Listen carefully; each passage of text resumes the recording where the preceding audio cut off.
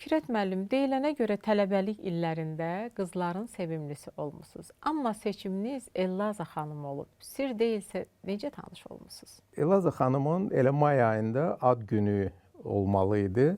1964-cü il idi. Mənim yoldaşlarım onun rəfiqələri ilə görüşürdü.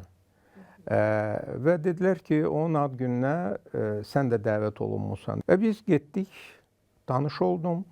Təbii ki, qarşılıqlı simpatiya oldu. Hər ikimiz onu hiss elədik. Sonra görüşməyə başladıq və bir neçə müddətdən sonra artıq nişanlandıq və ailə qurduq.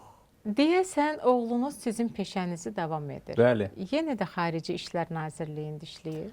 Bəli, bəli. Mən oğlum Toğrul deməli 1992-ci ildən Xarici İşlər Nazirliyində işləyir. Maşallah. O artıq Türkiyə Diplomatik Akademiyasını da qurtarıb.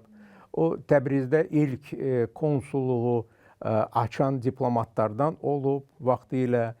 Sonra 5 il deməli Moskvada səfirlikdə konsul vəzifəsində işləyib. İndi isə Belarusda Minsk şəhərində müşavirdir və konsul məsələlərinə baxır. 2 nəvəm var və 2 nəticəm. İş arasında da mən də tez evlənmişəm, oğlum da tez evlənib. Nəvəm Ləman, soyadı Nəzərova, ərinin, yoldaşının soyadıdır.